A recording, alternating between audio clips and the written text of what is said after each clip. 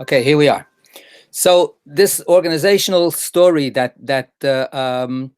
really defines how we approach ourselves as a Jewish people is really important. It's about the Torah. It's not about the land. It's not about the language. It's not about other parts of our history, which are all clearly important and are included in the story. But here the focus is that we are a people, as Rav Sadia Gaon in the 9th century CE said, we are a people by virtue of the Torah, which is a paradoxical thing because we wouldn't have the Torah unless we accepted the Torah as a people. So we were a people, but whether we would have continued to be a people over time, based on the history of nations throughout universal human history, is quite questionable. Most ancient peoples, to put it mildly, don't exist anymore.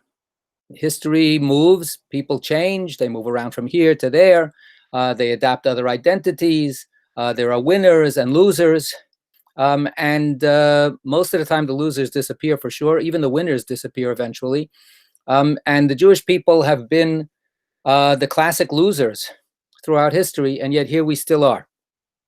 So that's a pretty fantastic, in the total meaning of that word, factor. And from the rabbi's perspective, it was because of the Torah.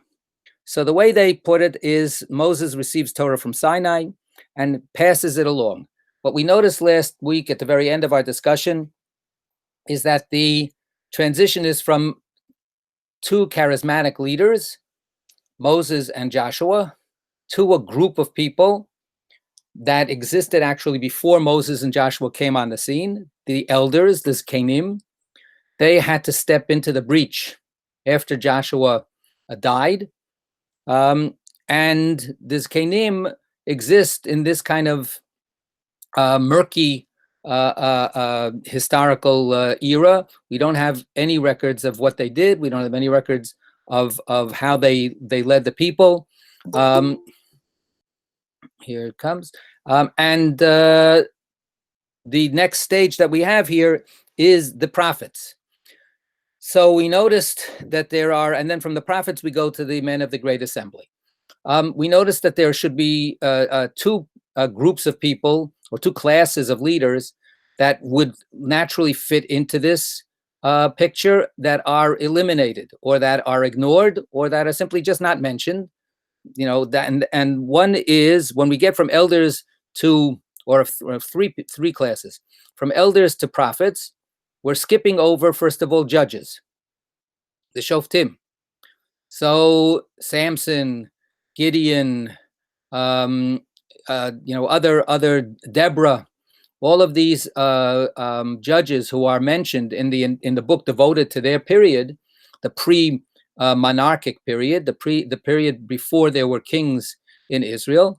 None of them are mentioned here as the custodians of the Torah, as the ones who had to guard the Torah, take care of the Torah, and then transmit the Torah going forward, which is somewhat surprising, since after all, as a shofet, as a judge, you would think that that's exactly what they were doing. But if we look at the book of Judges, what we notice is that the judges are called judges, but really they're military and political leaders rather than paragons of virtue. Samson is certainly not a paragon of virtue. And Yiftach, for instance, Jephthah, it was a known gangster. And their claim to fame is really that they keep on saving the Jewish people by leading them into battle successfully. So the word shoftim is to be taken with a grain of salt. And I don't know if the 929 people talked about this at all, but this is certainly a factor to be recognized. So they're not mentioned. Can I ask a question? Sure. Didn't at least some of the judges, though, adjudicate cases that they had to be knowledgeable in Jewish law? So I'm going to come back to that question in a second. But first, I wanted to also just say, and then we have another class, which is the next historic group of leaders, which are the kings themselves, the monarchs. So Saul is not mentioned. David is not mentioned. David would highlight most especially the question that Sarita just asked, and then Solomon, his son.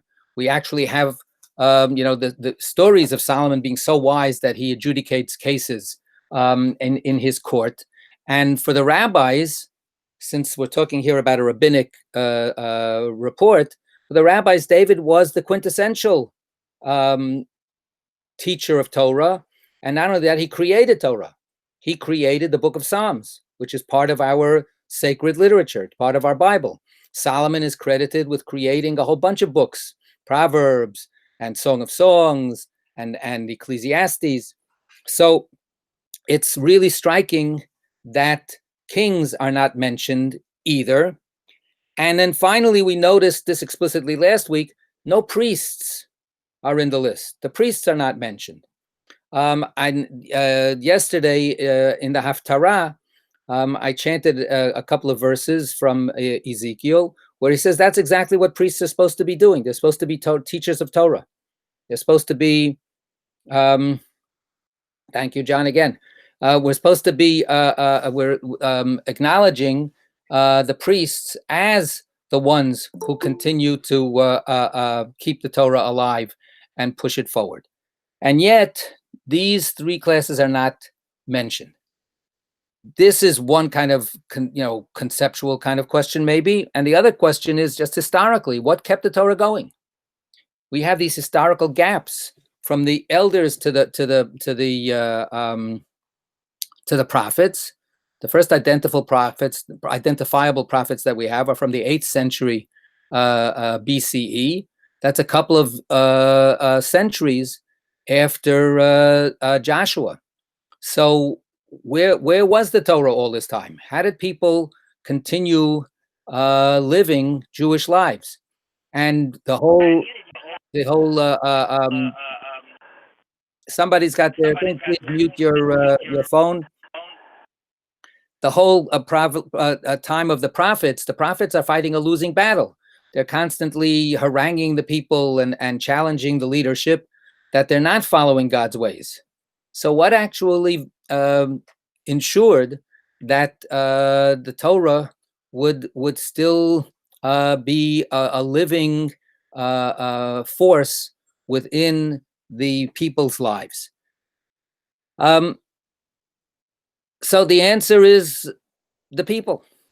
The answer is that somehow or other, there were individuals, there were groups, there were families. The last words that Joshua says to the people of Israel when he ends his career is, I don't know what you guys are going to be doing. I don't know what you will choose to do, whether you're going to follow God or not after I stop being your leader and stop, pushing and shoving you to follow God. I know that I and my family will follow God, but I have no idea what you're going to do. That's up to you. And that's the reality that existed for centuries. There were no real reliable institutions that were devoted to keeping the Torah alive, except for again, these identified groups. The prophets bear the brunt of this as a voice crying out in the wilderness.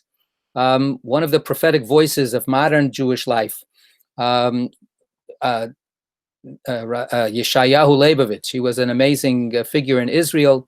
He was a scientist. He was a philosopher. He was a gadfly. He got into a lot of trouble. He said a lot of true and provocative words that people got very upset about.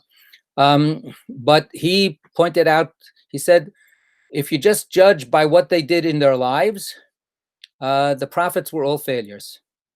None of the prophets that we celebrate actually succeeded in getting the Jewish people to be on the right track. And yet, somehow their words, and there were many prophets whose words were forgotten, but the words of Isaiah and Ezekiel and Jeremiah and Amos and Hosea, etc., those words were preserved somehow by some sliver of the population who decided to go against the current, who went against peer pressure, who went against the social realities of their own people, and they kept this stuff going until finally they reemerged as a sacred text for everybody, whether they acknowledged it or not, whether they followed it or not. It then became hallowed and sanctified. The priests is an interesting class of people, since their job was apparently to be that trusty, reliable, faithful group that would keep the Torah going. And by the time the rabbis come into the picture, they're speaking to a reality that they themselves recognized as being totally corrupted. Certainly by the time of the Hasmonean revolt, when the Hashmonaim, when the Maccabees fight against Antiochus in the 2nd century BCE, they are already fighting against their own brethren in the priesthood.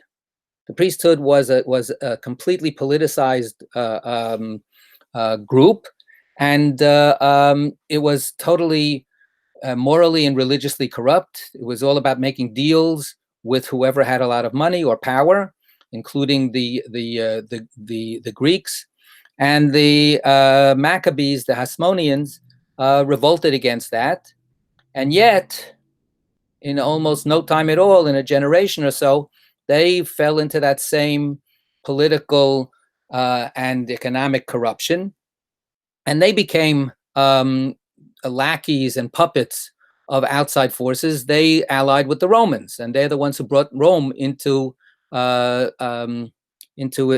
Jewish political reality, until, of course, Rome just took over.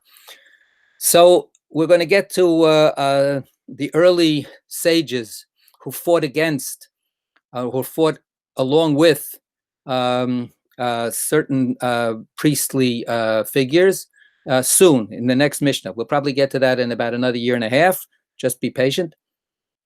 But so from the rabbi's perspective, the priesthood was a huge, huge, huge disappointment. The priesthood was the way not to go. The priesthood was the institution that had been endowed with sanctity by God. They still respected that. They did not question God's choice of the priests as the temple officiants. They totally supported that, but they felt that they had lost their way. And that critique, of course, comes already in the prophets. That is, when we read on Yom Kippur, Isaiah's harangue, it says, what do you think? You think if you just bring your sacrifices, then God is going to forgive you? What about taking care of the poor and the needy? What about actually being a decent human being? So that critique already comes from the prophets, and the rabbis supported that and sustained that. And they therefore said, you know what? We need to look for some other place to continue the Torah. Where they find it is the last class of leaders.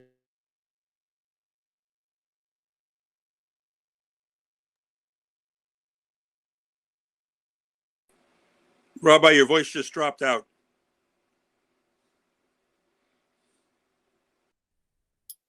Everything froze. Back on now.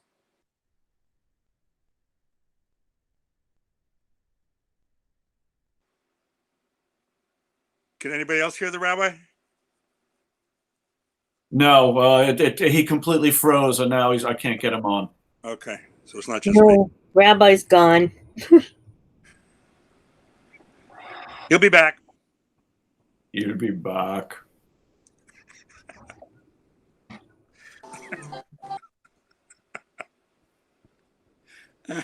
One hopes, one assumes.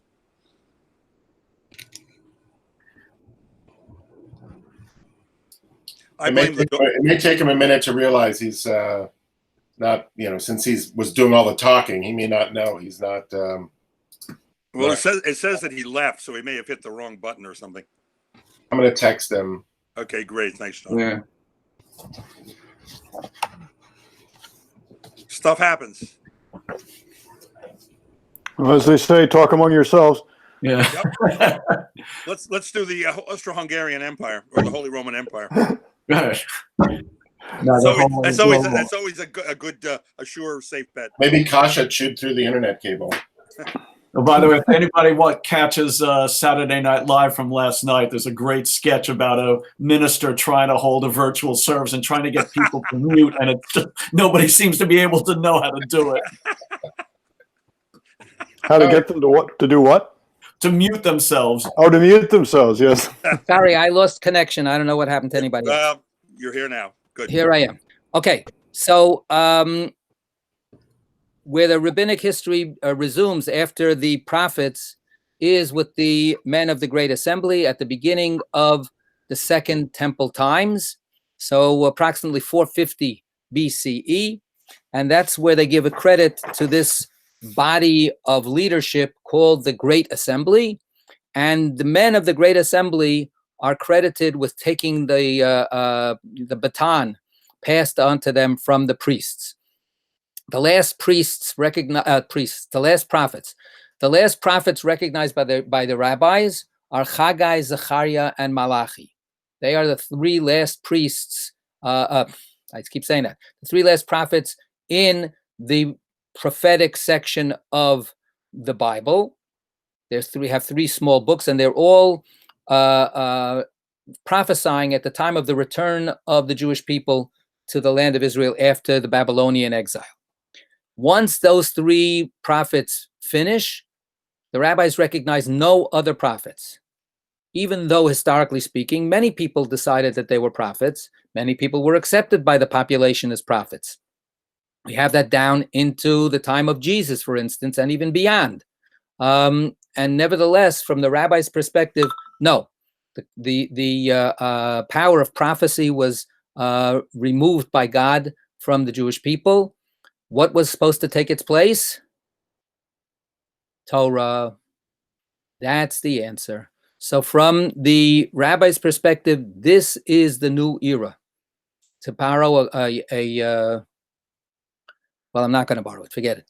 This is the new era. This is the new paradigm shift that the Jewish people had to experience, where instead of a particular identified group of people who have some kind of standing based on some special inherited quality or some kind of class, one second, that they belong to.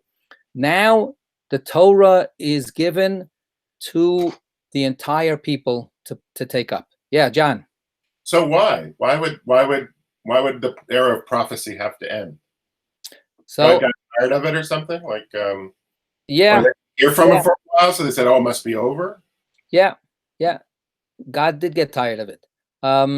What the analogy that has been offered, Rabbi Yitz Greenberg has taught this for a generation already.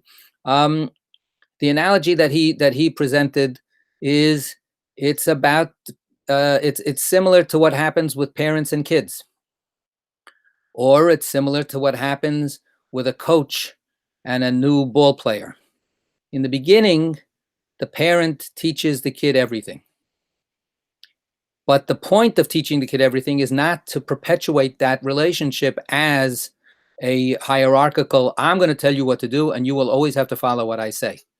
If that continues after the child matures, then we have a sick situation. Then we've got a real problematic situation.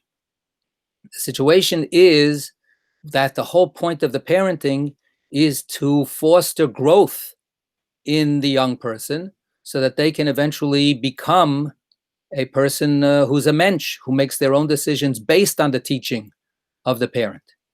In a sports analogy, the coach that doesn't let the players make any decisions on the field or on the court risks becoming a tyrant and stifling the creativity and stifling the motivations of the players that are trying to go out there and play the best they can and to win the game. So a smart coach starts giving leeway to the players to call plays, to execute in a way that is appropriate for the specific situation that they're in on the spot, without having to call timeout all the time and say, "Coach, now how do I dribble the basketball or whatever?" So those are the analogies that have been given. What it means is that what we're following here is a kind of a story of the growth of the Jewish people in taking on responsibility. We're in our bar mitzvah season at Shomrei. That's what being bar mitzvah is. Being bar mitzvah is a person who is capable of taking responsibility, of taking something as a command. The word bar doesn't mean a son. I mean, it could sometimes, and bat, it doesn't just mean a daughter. It means a human being who is capable of XYZ. So a person who is capable of mitzvah, a person who is capable of hearing a command and responding to it. And that is what happened for us.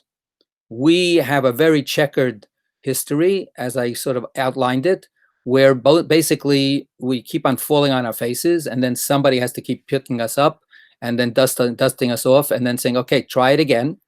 And now we're at the point, says the Mishnah, where we are really called upon to take the Torah that God gave us and make something out of it and live by it by our own efforts. So here are the three things that they said. They said, Hevu metunim badin v'ha'amidu talmidim harbei v'asu siag laTorah. So the first one is, and you have different translations. If you have Sefaria, it's probably one kind of translation, and somebody can pick up their hand, to say it. The translation that I have here is be deliberate in judgment. Another way of translating it would be moderate in judgment. Be cautious and calm in judgment. What does Sefaria have? Does anybody, John, can you read it out? It has patient. It says patient. Patient. Okay. And does anybody have some other printed translation? Yeah, I've got one from a edition by a Reform rabbi who says, "Be careful." Who's the rabbi? Rabbi Rami Shapiro. Very good. He's not a Reform rabbi; he's a renewal rabbi. But fine, good. That's a good thing too. Okay. So we got this instruction about how to be engaged in judgment. We're going to come back next week to the question of who are the men of the Great Assembly talking to? Who are they addressing when they say that? Forget it. We'll do it right now. Are they addressing judges? Are they telling people who are judges of the law, just be careful. Don't jump to conclusions. Don't assume things. Be very, very deliberate. Go slow. And when you make your judgment, make sure that all bases are covered. We need to think about what that is. Clearly, what we have here is a very pithy, general kind of statement. It can be understood in many ways. They're telling everyone, aren't they? It's not just. So that's the other thing. 1 second. And a piece of advice like that applies to. We're doing the first Mishnah of the first chapter, the end of that Mishnah. Go to the comment. That kind of advice applies actually to each and every one of us, because we all are engaged in making judgment calls all the time. So that that piece of advice could apply not just to the legal elite, but it could also apply to each and every human being. And that's one of the dynamics that's happening in this book all along. On the one hand, it addresses the leadership, the Torah leadership of the people, but it also assumes that that kind of Torah leadership really comes out of the entire people, and every single person in the community has the capacity, in one way or another, to make these teachings part of their lives. The next phrase is raise up many students, raise up many disciples. Ha'amidu talmidim harbe. Now, the word ha'amidu means, it says here, that's translation is raise up. It comes from the word to stand. So let these students stand up. Many, many students should stand up, which goes back to that point that I was making before. The point of having a student is not to keep that student your student. The point of having a student is for the student to be able to stand up and become a functioning, authentic voice for whatever it is that you're teaching, mathematics, swimming, and Torah, on their own, and become an exemplary exponent of what it is that you're teaching. So ha'amidu, let them stand up. When we have our prayers at the end of Ne'ilah, the end of Yom Kippur, we say, God, we are nothing. There's no difference between us and the dumbest animal. And yet, you actually differentiated us. You distinguished us from all other creatures. You endowed us with the image of God. Vatakirehu la'amod lefanecha. And you gave us this gift of recognizing us that we could stand in front of you. So that idea of pick yourself up, stand up, dust yourself off, and take charge of yourself is one of God's dreams for every human being. And what the Anshe Knesset Hagdolah say is, when we're teaching, we don't keep this stuff secret. We don't keep this stuff under lock and key, but we want our students to be able to stand up and be the next leaders. Okay, so we're gonna, in the last phrase, something, oh, my phone is ringing. I don't know what that is, but sorry. The last phrase is Vasu siag laTorah, make a fence around the Torah. So you might have other translations there. We will come back to that teaching and how important that is for Rabbinic Judaism next time. In short, what we have is we have one very specifically directed teaching to an approach. What attitude should you have when you consider things, when you make judgments? That's the first one. Be calm, be deliberate. The second one is a policy decision as well as an approach to living, which says we want a lot of students out there. We don't want just a few people. We want as many as can be.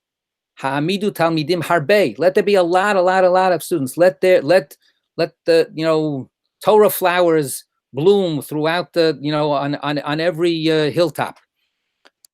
So that's this very expansive idea. And then the last idea is, on the other hand, make a fence around the Torah, protect the Torah, which could be seen as a little bit of the opposite direction. We're going to limit, we're going to close in, we're going to circle the wagons. We're going to make sure that the Torah doesn't get exposed to further corruption or dilution or rejection. So we'll see how this all plays out next time. Okay, and I promise that we're going to get into more text by the next session. Okay, thank you. Toda Rabba. Yesh koach. Good Woche. Uh, Have a good week, everybody. Thank you. Toda Rabba. Stay safe. Thank you. Thank you.